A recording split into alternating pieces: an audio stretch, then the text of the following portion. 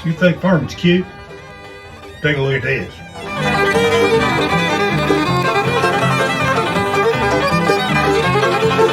Hey guys, this is Gene, Harmony Springs Farm up in Bluntwell, Tennessee, foothills of the Appalachian Mountains. We specialize in growing super hot peppers. We sell pepper powders, pepper seeds, fresh hot pods. They ain't calling for a white Christmas either. We've been having freezing nights, hot days. There's nothing but mud around here. This is my first long YouTube video that I'm putting out.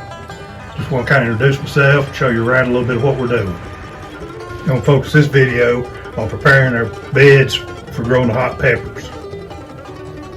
We grow outside and we grow in the high tunnel. We'll extend the season growing through the high tunnel, of course. Hang around, I'm going to show you what we get to do to get ready for spring. Won't be long, this grow room is going to be full of seedlings.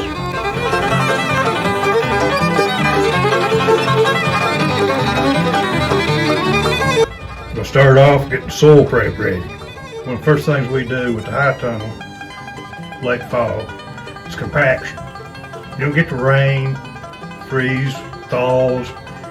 That ground in the high tunnel gets hard as a rock. Peppers need loose soil. There's a lot of nutrients as well. So we're going to start off breaking up the compaction. We run subsoil behind a tractor 12 to 18 inches deep. That busts the soil up down below the root zone and allows the water channel to go through there. Let those roots grow and expand throughout the season.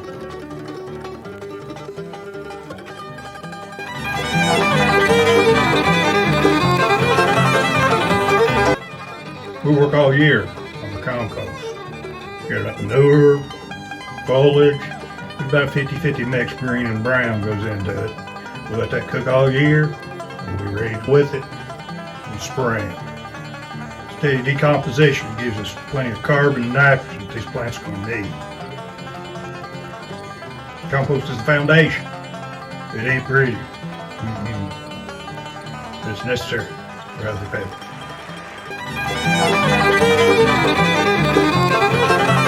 We just add overhead irrigation in the high tunnel. We always use drip. Drip's the most efficient way to water your plants, right into the root zone. We've got fertigation. I'll get into that in a minute. But with the overhead, what it gives is a microenvironment in there, microclimate in there that cools the plant in the middle of summer. And the foliage needs that moisture, and it also prevents blossom drop.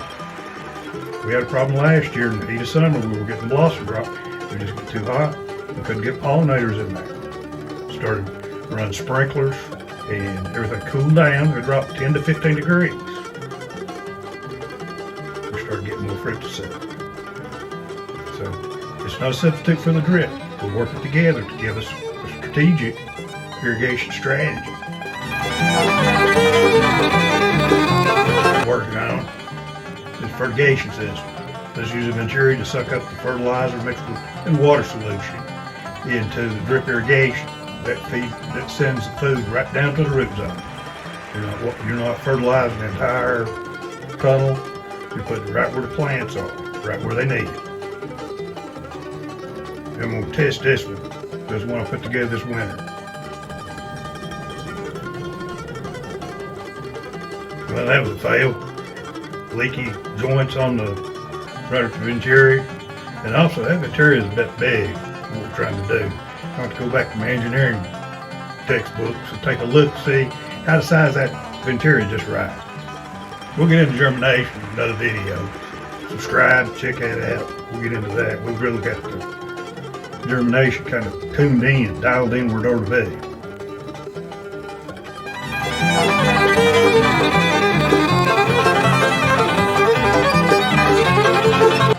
The upgrade going into our high tunnel that we're working on this winter. We're adding overhead irrigation to cool those plants down in the summertime. We're adding fertigation, feed the plants more regular, consistent, and we're adding some compost in there. Hey, don't forget the subsoil.